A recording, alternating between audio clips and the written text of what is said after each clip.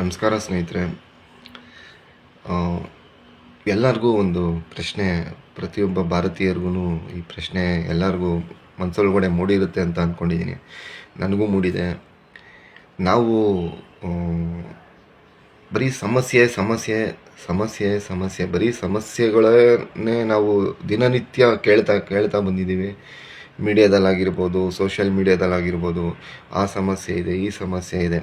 ಸಮಸ್ಯೆ ಇಂಥದ್ದೇ ಅಂತಲ್ಲ, ಖಂಡಿತ ಸಮಸ್ಯೆ ಅಂತೂ ಸರ್ಕಾರದಿಂದ ವಿರೋಧ ಪಕ್ಷದ ಆಡಳಿತ ಪಕ್ಷ ವಿರೋಧ ಪಕ್ಷನ ಸಮಸ್ಯೆ ಅಂತ ಹೇಳೋದು, ಅಥವಾ ಅವ್ರ ಅಧಿಕಾರಕ್ಕೆ ಬಂದಾಗ ಇವರಿಂದ ಸಮಸ್ಯೆ ಅನ್ನೋದು, ಬರೀ ಸಮಸ್ಯೆಗಳನ್ನೇ ಕೇಳ್ತಾ ಬಂದಿರೋ ನಮಗೆ ಪರಿಹಾರನ ಕೇಳೋವಂಥ ದಿನ ಯಾವಾಗ ಬರುತ್ತೆ? ಇದು ಪರಿಹಾರ ಆಯಿತು, ಇದು ಇಲ್ಲಿಗೆ ಇವತ್ತು ಇದ್ರದ್ದು ಈ ಸಮಸ್ಯೆನ ನಾವು ಸಂಪೂರ್ಣ ಪರಿಹಾರ ಮಾಡಿದ್ವಿ, ಬುಡ ಸಮೇತ ಈ ಸಮಸ್ಯೆ ಇಲ್ದಂಗೆ ಮಾಡಿದ್ವಿ. ಆ ರೀತಿ ಆಗೋದು ಯಾವಾಗ ಅಂತ ಪ್ರತಿಯೊಬ್ಬ ಭಾರತೀಯನೂ ಕಾಯ್ತಾ ಕುಂತಿದ್ದಾನೆ.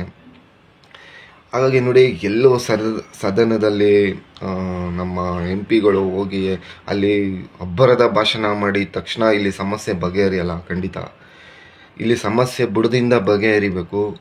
ಒಂದು ಗ್ರಾಮದಿಂದ ಸೃಷ್ಟಿಯಾಗಬೇಕು ಸಮಸ್ಯೆ ಬಗೆಹರಿಯೋದು ಹೇಗೆ ಅಂತ. ಒಂದು ಆಡಳಿತ ವ್ಯವಸ್ಥೆಯಲ್ಲಿ ಅದು ಒಂದು ಪ್ರೊಸೀಜರ್ ಬೇಕು, ಒಂದು ಸಿಸ್ಟಮಲ್ಲಿ ಎಲ್ಲವೂ ನಡಿಬೇಕು. ಇಲ್ಲಿ ಏನು ನಡೀತಾ ಇಲ್ಲ ಅನ್ನೋ ಸತ್ಯ ಪ್ರತಿಯೊಬ್ಬ ಮತದಾರರಿಗೂ ಗೊತ್ತು. ಸ್ವಲ್ಪ ಪ್ರಜ್ಞೆ ಇರುವಂಥ ಮತದಾರರೂ ಅದನ್ನು ಆಲೋಚನೆ ಮಾಡ್ದಿರಾ ತಿರ್ಗಾ ಪದೇ ಪದೇ ಅದೇ ಕೆಟ್ಟ ವ್ಯವಸ್ಥೆಗೆ ಮತ ನೀಡ್ತಾ, ನಾವು ತಿರ್ಗಾ ಅದೇ ವ್ಯವಸ್ಥೆ ಬಗ್ಗೆ ಮಾತಾಡ್ತಾ ಬರೀ ಸಮಸ್ಯೆಗಳ ಬಗ್ಗೆನೇ ಮಾತಾಡ್ತಾ ಇದ್ದೀವಿ. ಖಂಡಿತ ಒಂದು ಪರಿಹಾರ ಅಂತೂ ಇದ್ದೇ ಇದೆ. ನಾವು ಅದನ್ನು ಸೃಷ್ಟಿ ಮಾಡ್ಕೋಬೇಕು.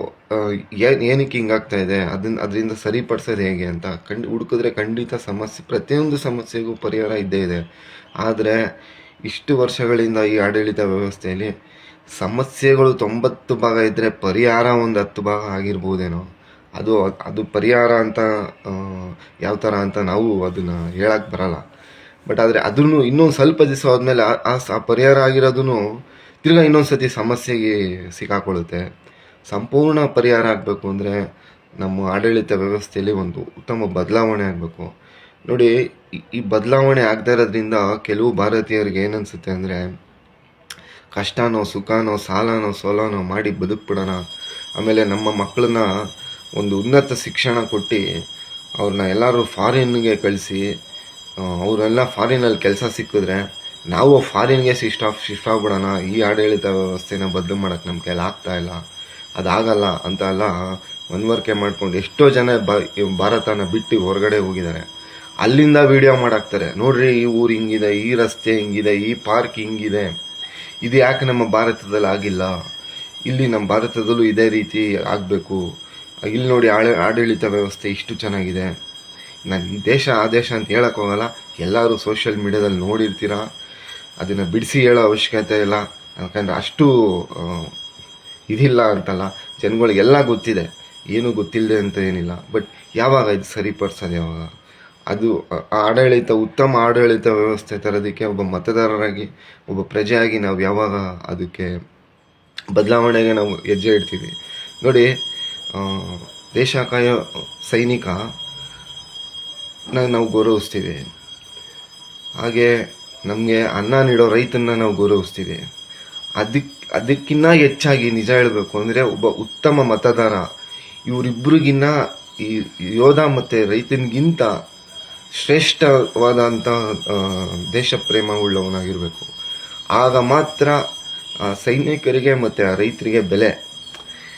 ನಾವು ಬರೀ ಹೋಗಿ ಒಂದೇ ಒಂದು ಮತ ಒತ್ತೋದು 1 ಸೆಕೆಂಡ್ ಕೆಲಸ, ಬಟ್ ಆದರೆ ಅವರು ಇಡೀ ಜೀವನ ಪರ್ಯಂತ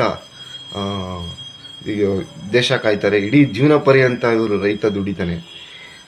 ನಾವು ಒಂದು ನಿಮಿಷನೂ ಅಲ್ಲ, 1 ಸೆಕೆಂಡ್ ಲೆಕ್ಕದಲ್ಲಿ ನಾವು ಉತ್ತಮರಾಗೋದಕ್ಕೆ ಅವಕಾಶ ಇದ್ದಾಗ ನಾವು ಬೇಡದೇ ಇರೋವಂಥ ವಿಷಯಗಳಿಗೆ ತಲೆ ಕೆಡಿಸ್ಕೊಂಡು, ನಮಗೆ ಅನುಕೂಲಗಳು ಇಲ್ಲದೆ ಇರೋವಂಥ ವಿಷಯಗಳಿಗೆ ತಲೆ ಕೆಡಿಸ್ಕೊಂಡು, ನಾವು ಯಾವುದೋ ಜಾತಿ ಧರ್ಮಕ್ಕೆ ಹಣ ಹೆಂಡ ಸಾರಾಯಿಗೆ ಮತ ನೀಡ್ತಾ ಇದ್ದೀವಿ.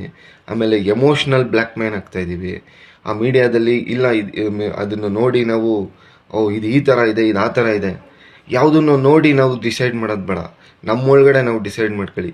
ಇವತ್ತಿಂದ ಹುಡುಕಿ ಒಳಗಡೆ ಇರೋ ಸತ್ಯನ ನೀವು ಈಚೆ ತೆಗೆದು ಉತ್ತಮ ಮತ ಚಲಾಯಿಸಿದಾಗ ಮಾತ್ರ ಉತ್ತಮ ಬದಲಾವಣೆ ಆಗಕ್ಕೆ ಸಾಧ್ಯ.